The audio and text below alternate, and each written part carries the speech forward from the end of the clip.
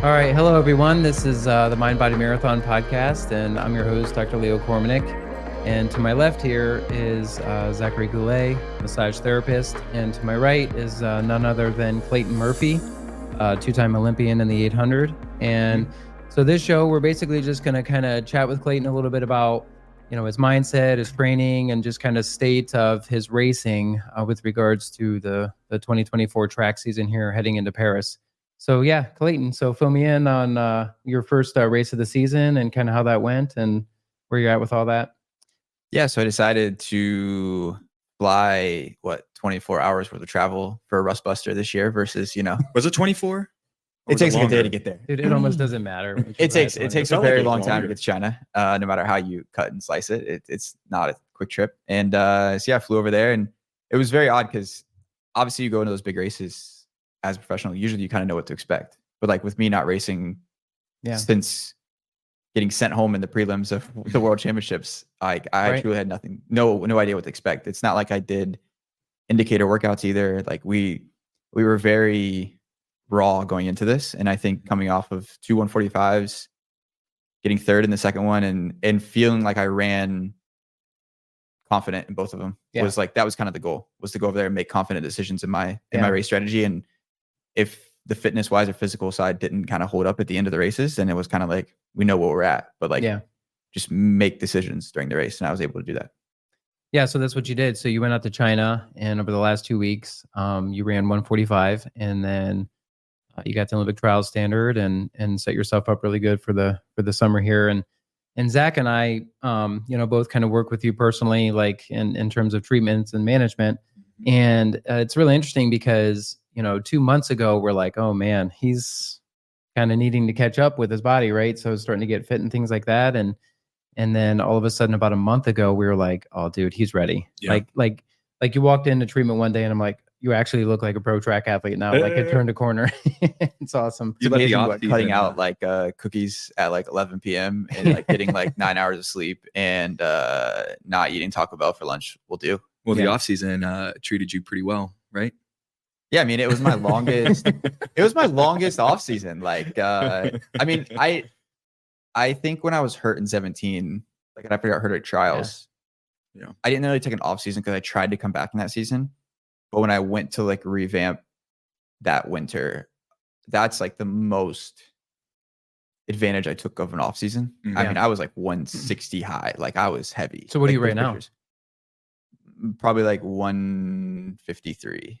Yeah. I need to trim down to like 150. That's kind of like my trials goal is like, if I'm like 148 to 150, like, and I always figure I lose weight within a couple of days of a race. I could lose a pound or two just because I don't eat as much. Yeah. Like when I was in China, I'm sure I lost like 4 pounds in China because I just like, I just don't eat as much on trips. Yeah.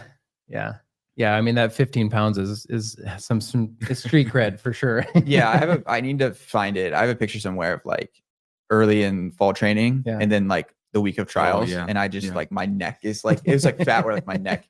And I remember like at the time of like being coached by Alberto, and he kept saying like, you need to lose weight, And I'm just like, nah, I'm good. I'm fine. I'm good. And then I remember looking in the mirror one day and I'm like no, I'm not good. Those are some nasty love handles. I was like, it's time to lose some weight. Those mirrors don't lie, man. Oh yeah. A lot of runs in tights and quarter zips. Dude, I remember when you came back here and there was a picture. I don't know who took it, but it was like you with your shirt off on the towpath with one of the Akron guys. And you were like, dude, this can't be a thing anymore. Like, and it was like early, like it was like start of the season, but you're like, dude, this can't be a thing. Like, this can't be me anymore. And I mean, you guys know me, like, it's not like I eat super healthy, like even when I'm eating healthy. You're a can like guy. It's not like, it's not like my eating healthy is like, I'm never counting calories. And I'm like, it's like kind of like I had Jersey Mike's for lunch today. Like, it's just like kind of like, it is what it is. Yeah. But like an off season, it's just, it's all hell breaks loose. And it's like whatever in the world I want. Like if it's 2 beers a night and like I want pancakes for breakfast and like pancakes for lunch and then like Taco Bell for dinner, it's like sounds good. Okay, so you obviously cut out the cookies and cut out the extra stuff. What else do you tighten up with your diet when you kind of get into race season? I try to just be smart about it. I mean, like I don't think it's. I mean, you can make it rocket science. Like you really can.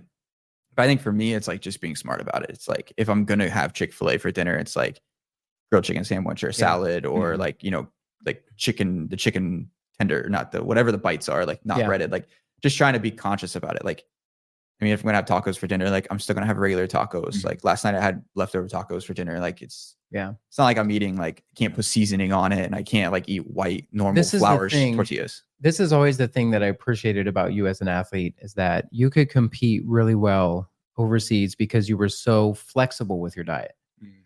Whereas so many athletes, especially pro athletes, they're very like particular about what they eat. And then if they go in Europe and race in the Diamond League series, it's like they get screwed because, you know, not everything's going to be gluten-free. Not everything's going to be straight organic. You're not going to be able to eat like strict diet like that. You kind of just have to roll with the punches. And this is what I think is such a hidden factor in competing so well internationally. You know, you made 2 Olympic teams, you know, hoping to make your 3rd. And then it's just like, and then you've competed massively well on the European circuit and the Diamond League circuit. And I think that's a big reason why is you just kind of roll with the punches. I mean, there's so many punches to roll with, like simple things. Like there was a hurdler with my agency that we were like traveling with, and he kept saying how he wanted to try to go to pre-race pretty much 24 hours before he raced. And when you're in Europe and China, like in Asia, you pretty much race at night, almost like exclusively. Like it's always evening races. So like you're going to the track at the evenings, which tracks aren't really always open. Like even like the day before, like they have certain hours because they're doing, you know, rehearsals or opening ceremonies or, you know, other meets are going on.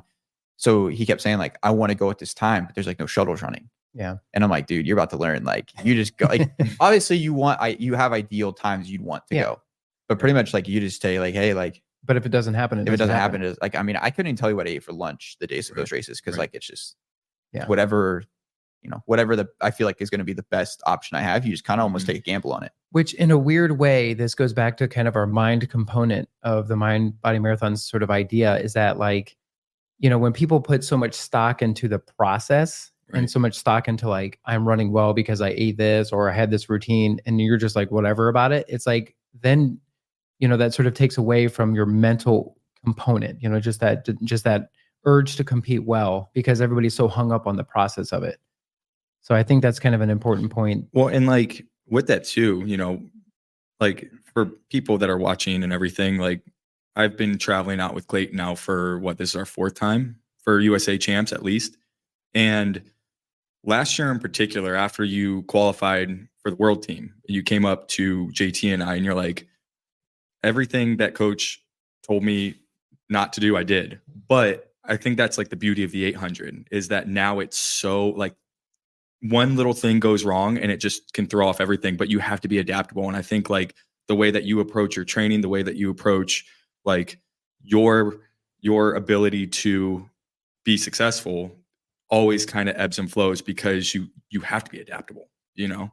Yeah. It almost segue into like my entire like mindset or like motto this year is like when I mentioned like decisive, confident decisions. And I think like if I'm fit and healthy, which that's obviously goal number 1, and I'm not the fittest I've ever been in May, but I feel like the overall healthiest and like best buildup I've had in multiple years prior.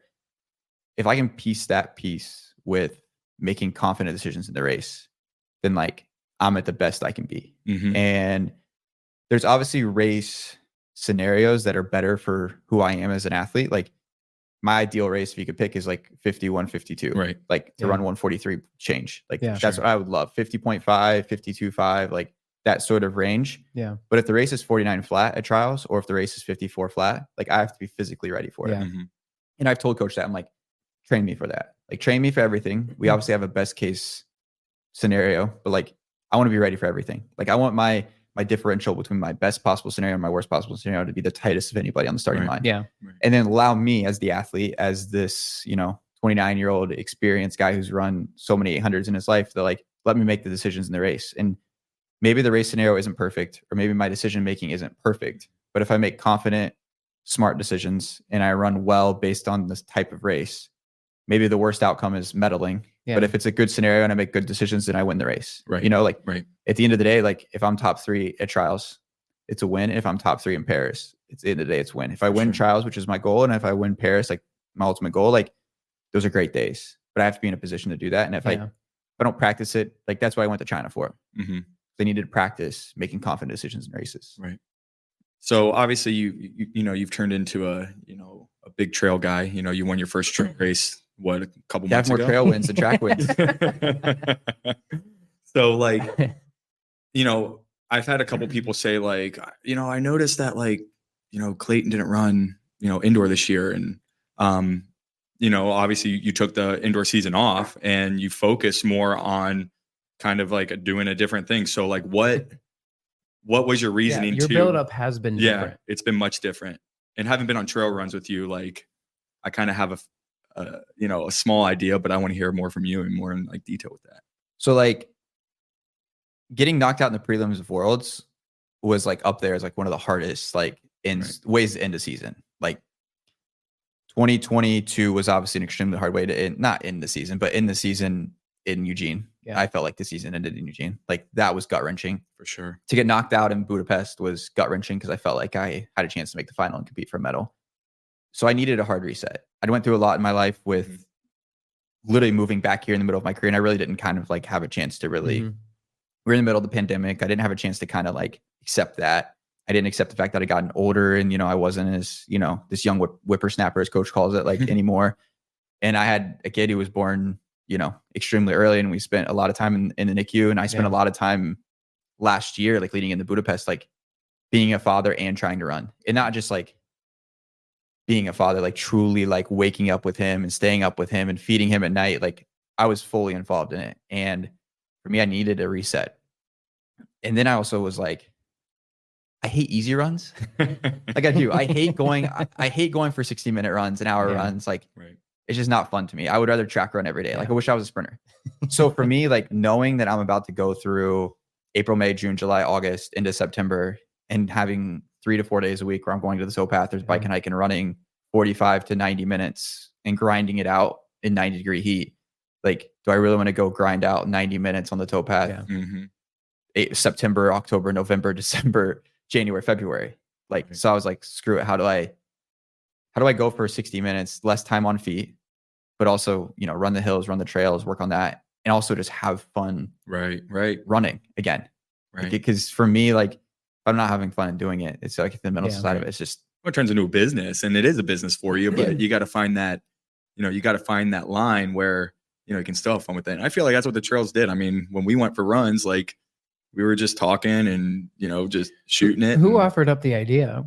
Did Labady mention, or were you just like, I think I'm just going to start running? I just started doing it. I mean, we always did. I mean, in college, like we would run, like we would go to ledges and run. And we would go to like, we'd do that kind of stuff in college where like we would go on adventure runs and just be like, he would just drop us at the reservations or metro parks and just be like, go run. And then like when I lived up by Chagrin, like in Beechwood, like I would go run out there. And then like, so I had experience in them, and from college, like I knew where some of the places were, and I started running. And then it became a thing of like, let's go find a new trail to run today and like stuff like that. And that's the thing.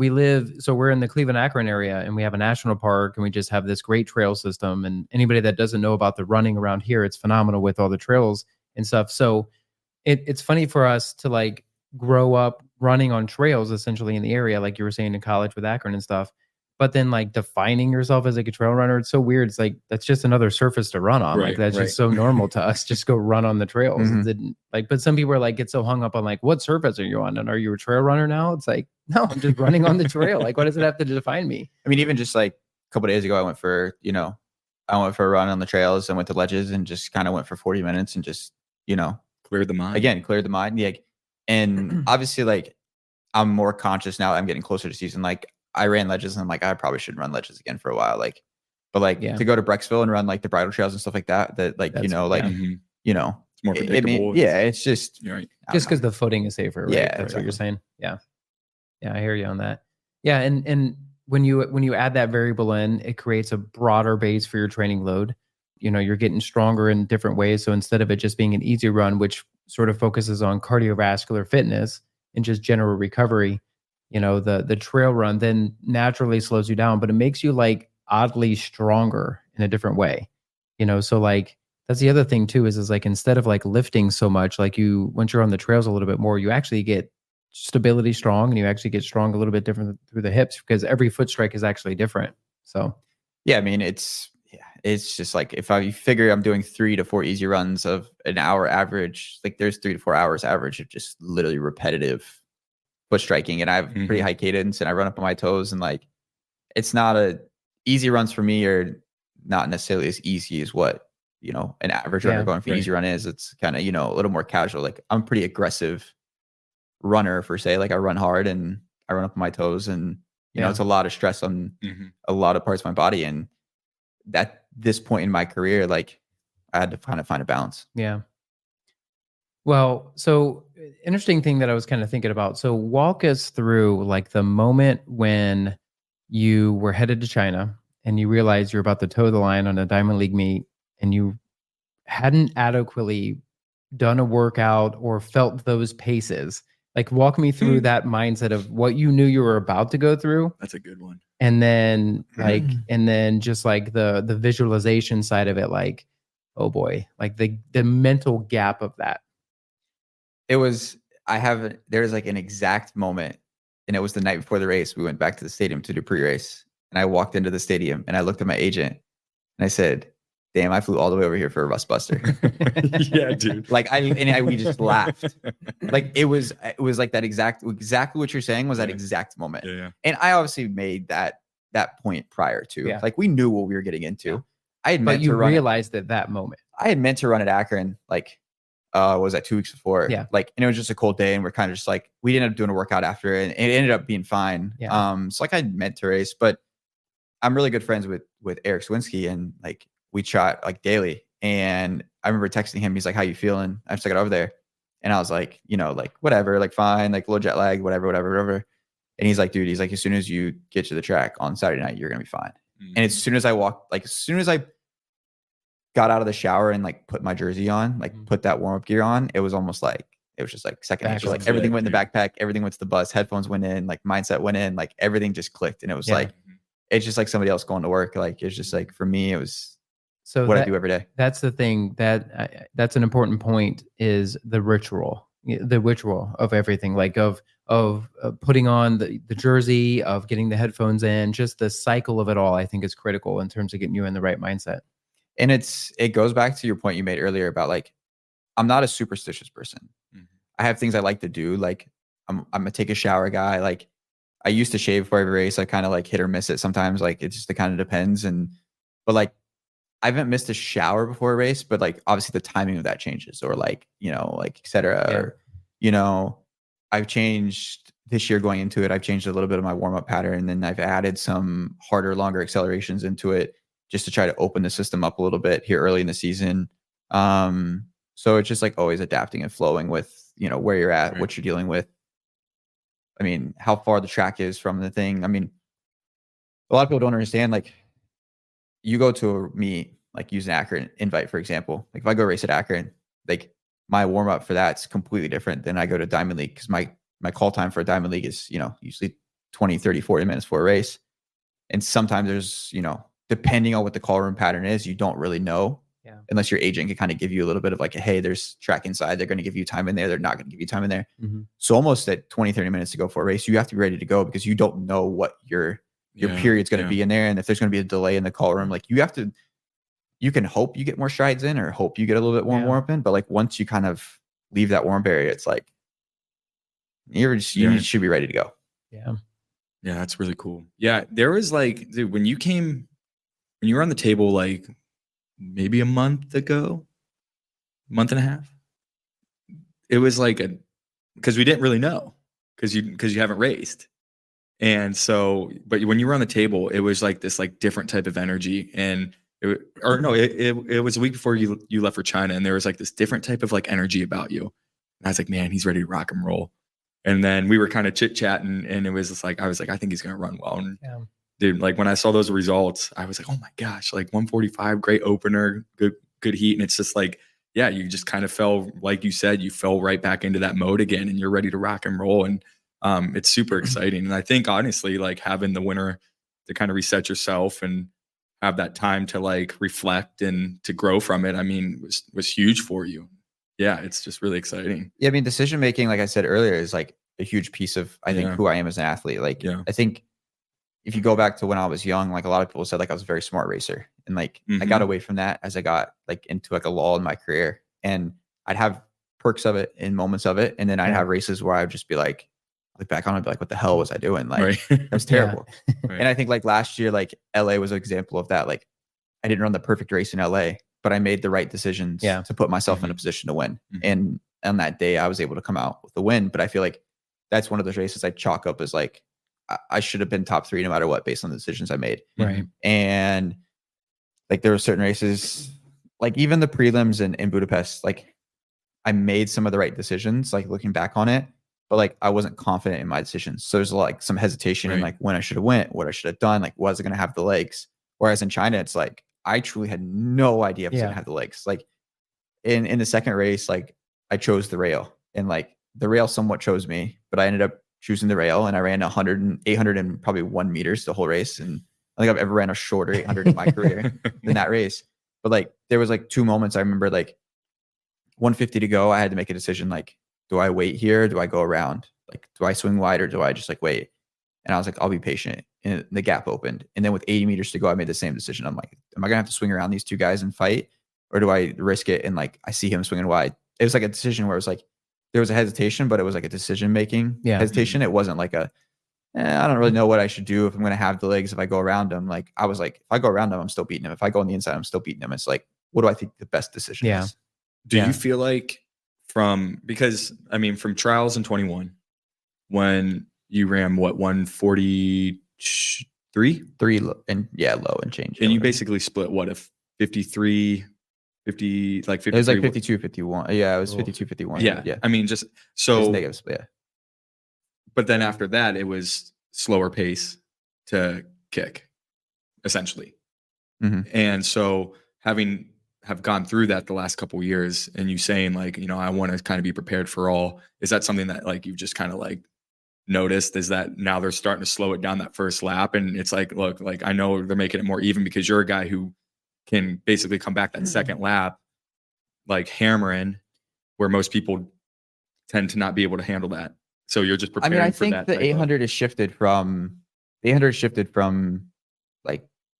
2010 through like 2017, 2018. Like the Rhodesia era was like very much like cutthroat. It was just hammer. And there still is guys who want to cutthroat, like Marco and Kenya Mall, and like there's guys on the circuit who want to hammer. But there's also guys that are extremely savvy. Like the Algerians are extremely savvy racers, and Korea is an extremely savvy racer. And those guys at the end of the day, like don't care what the pace is. Like it's a race like 2016 1500 final with Matthew. Like Matthew controlled that race even when he wasn't in first. And that's like the one thing that Matthew does so well. And like the greatest guys in the world do so well is like Rhodesia controlled every race he was in. Yeah. Now, obviously Rhodesia's, you know, a different scenario than what some people are. Like I hope to go to LA and control the race from whatever position I'm in. Like that's kind of how I want to do it. Is like, I feel like Mula right now controlled Shanghai. Yeah. Like if you go back and watch like that race, like Mula controlled that race, even though he wasn't leading. And so I have to be able to almost like control the race in a sense, or be in control of my own race. Feel like you're in control of it. Yeah. So, and that's the other thing too, that I wanted to bring up is the idea of like, you're running, you know, the Diamond League, but it's also like, what about rounds, and how does that change things, and how does that set you up with all that? Yeah. I mean, I think we've always trained that way since I've been with coach. We always look at like, we have to train 3 days. We have to train for 3 races. Like that's why in my career, like one-off races are somewhat times hit or miss for me, because I honestly get better as rounds go on comparative to other guys. For sure. So I think for me, like I've always trained that way. It's always in our back pocket. We're always strength-based because of that. I mean, we've already thought about it. Like we've already talked about Paris and the fact of like, there's now a day off between the prelims and the semis, and they're doing that recharge or a rebrand round in between. And so I didn't know if like you qualify outright in the first round, like you have a day off and you come back in the semis, and then I believe it's semis finals. Oh, wow. So like there's already like, we're already prepared to like that first day is going to be hard. And so like we've already talked about like, I have to be ready for like one-off races, because that's a one-off race in retrospect.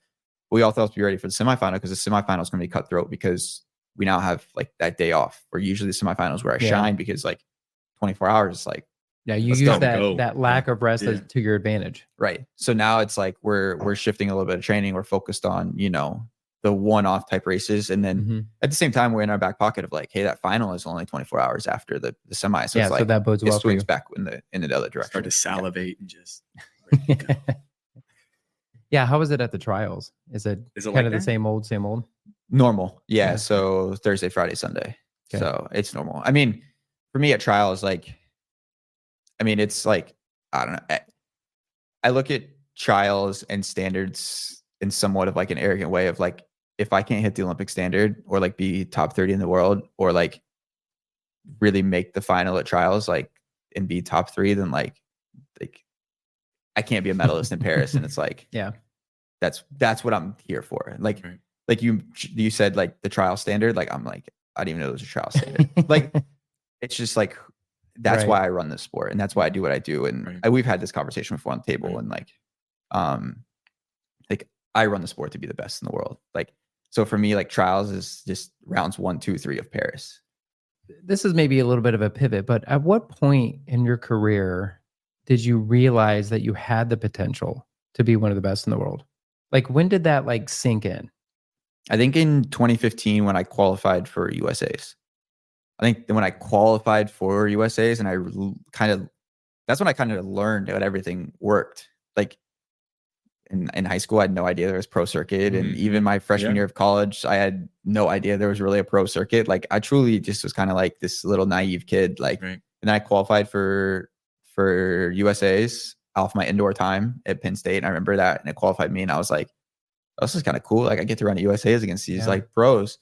And then obviously that summer was, getting to take Nick's spot in Beijing, kind of like solidified and stamped it. Like I made the semifinal and technically on place. Walk like us I was through the what highest happened place with in the US. that. So what happened with the 2015 again? So I was 4th USAs. So I qualified for Pan Ams and NACAC seniors. So I ran Pan Ams. I won Pan Ams. I qualified for NACACs. I finished it 2nd at NACACs. And I remember sitting by the pool like 2 or 3 days before the race, actually. And I remember somebody was like, yo, like, you're going to go to Worlds. And I'm like, nah, like, no. Like, Nick's not taking this spot. Like, he's 100% not taking this. Like, knowing Nick and like guys were like, Weeding was there. He's like, knowing Nick and like what he's saying, like, he's not taking this spot. So what was Nick saying again at the time? Pretty much like he didn't want to sign the agreement to, wear the gear and, represent all this stuff and do all of this. And I mean, I don't know. I say it every day, like our sport's not professional. Right. And like, that's like a retrospect of like, if you have to make a stand, like if your stand for like what you feel like is change is like at the world championship level, like not a professional meet, like, I don't, it was just such a weird situation. And obviously I'm a young kid and I just remember checking my phone like rock and roll, the whole weekend. And I got a call from Duffy in my hotel room after the night after that race. And he's like, you want to Beijing? And I got back here, I was in college still.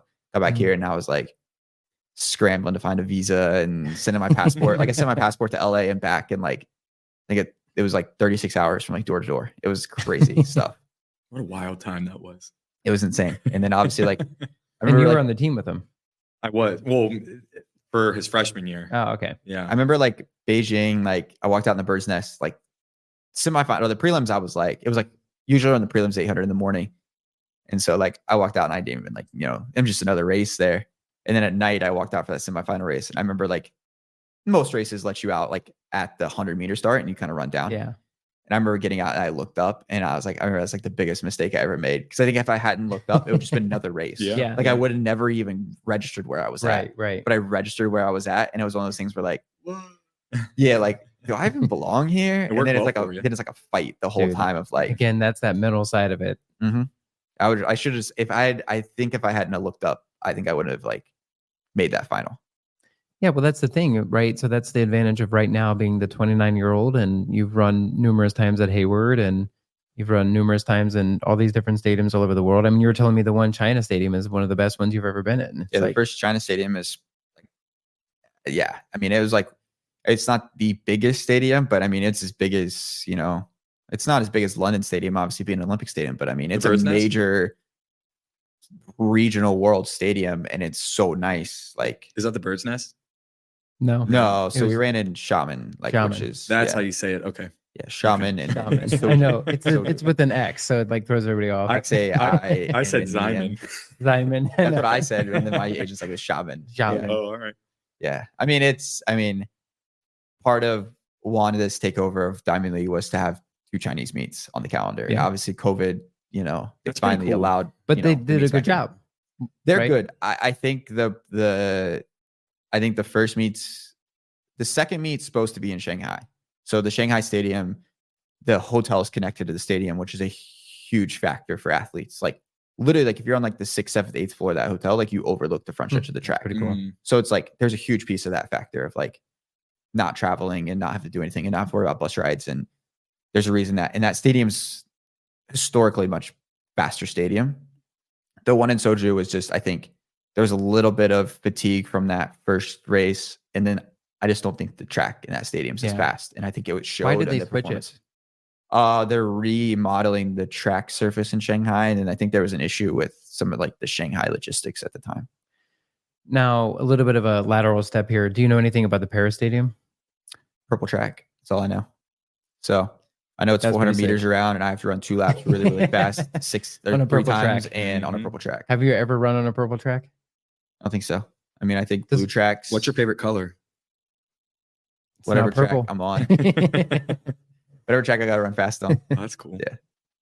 Wow, that's interesting. All right, so we're kind of coming close to the end of this. So, you know, the last little bit of the podcast here, we like to kind of isolate each of us and go through like a little quick sprint, and you know, so just a little bit of a tidbit on some of the things that you can kind of tell the listeners on what you do on a daily basis that might help them out. Zach, we'll go and kind of start with you. Yeah, I just actually thought of one. Yeah, and I thought of it yesterday. So I went for a run after work yesterday. Did a 6-mile trail run right down the road from the clinic, and I felt really heavy because of work.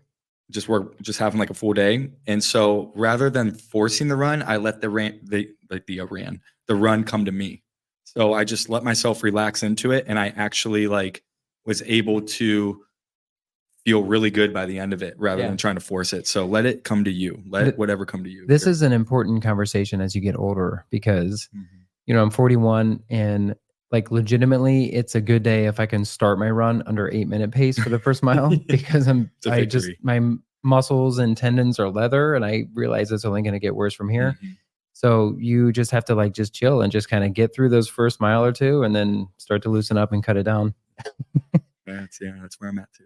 I would say my little tidbit to people would be working on visualization. And, you know, there's a saying out there that you must run a race 1,000 times before you even toe the line. And I think that's an important concept. And now that we're entering kind of the true racing season for heading into the Olympics and as people kind of get into their summer series and kind of spring marathon series, it's important for people to sort of understand that idea of visualization and giving your brain an idea of what you want it to do in terms of like the action of it, rather than just kind of having this goal of I want to run this time. You actually kind of see yourself through that process.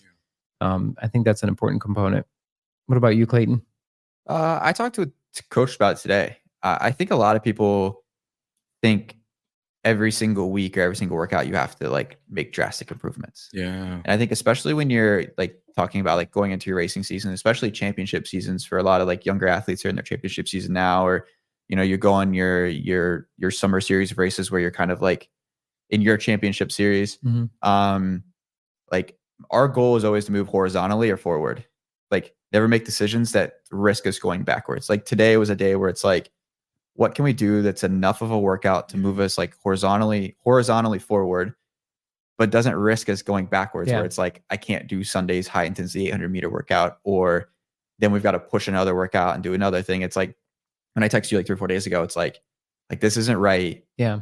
What can we do to like treat it and get this fixed so I can continue to work out at least somewhat on schedule? Like I get it if I got to move stuff around 24 hours or like shift the strength workout and a speed workout around to be able to like, you know, allow it to kind of let itself go. Like we shifted Thursday to Friday, but we kept Sunday's workout. So like I didn't lose a workout. We just adjusted it from a high intensity milers workout to kind of more of a slow strength workout to kind of let itself open up. And I think we moved horizontally. And then Sunday is one of those workouts where like theoretically we're going to move forward with, because we're going to take what I did a couple weeks ago and elevate it a little bit and then just kind of continue to. Training isn't like this, but it should be like up, plateau, up, plateau, up, plateau. You just don't want to have any big downclines. I got the perfect word for it. Adaptability. you were how many times? You were waiting on that. I was head spinning. Like right when you started, I was like, I know exactly what you're gonna say. Dude, I felt this like heat surge over here, like the minute he got it. Oh yeah. Well, I mean, I think that's the theme of this podcast. This episode is the flexibility side of it. Training and living in Northeast Ohio. Like, yeah, we got a great training grounds. We have tons of indoor tracks and, just a great infrastructure. But in the end, you went to China to do your rust buster because you couldn't run hard here because of the weather.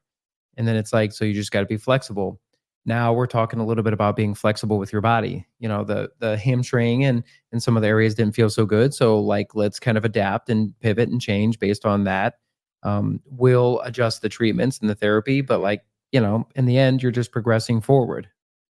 Yeah. I mean, all the cogs of the wheel have to work together. Coach, me, you two, JT, like our team, like works together. And I think that's like one thing that I was talking with somebody. I did an interview in China for Diamond League, and she talked about like, what's one thing that like people don't realize. And I'm like, I think people realize like I'm the one on the start list and like, there's no team behind me. Like in a lot of sports, there's like an athlete and a team, like there's no team listed next to me. Yeah. But like when I cross the line of any race, it's like a true team effort. Cause like it takes, your expertise on how my body feels on the table, and then Zach's expertise to, relay how he felt, and then the lifting and coach's feedback and how I looked and how I felt, and then my feedback, and then JT's translation of coach's, madness. Like there's true inner workings of like a team to make an athlete work. And I think every good athlete in the world has that. Well, I think it's more like Formula One, where, you see a victory there and then all of a sudden you see the team going crazy and doing all that sort of stuff. And it's like, yeah, there was somebody that drove the car and that was you. And that's like the vast majority of it. But there's a lot that goes on behind the scenes. And dude, don't pump him up with Formula One. All right. Don't do it. I thought you were going to say Leo's pumping himself up about being part of the team. Dude, no, here we go. No, dude. No, you don't need to be an F1. Like, no, we don't need to have him be Formula One. He's too into it. You're going to get his head. Well, he went to was that your first Formula One? Yeah, it was my first race in that Shanghai. It was like an incredible experience. Did you fanboy? Oh yeah, 100%. Did Max win that race? What do you expect? And he's going to win this weekend in Miami. I know this comes out after, but we get to say like Max Verstappen won the Miami Grand Prix. Heck yeah. All right. Yeah, I think that's a good close for us. And so thank you guys for listening in, and be sure to subscribe and check out our future content and give us some comments about what you liked and some future stuff that you want to hear. But again, thanks for watching and listening. And so till another time, thank you. Thank you.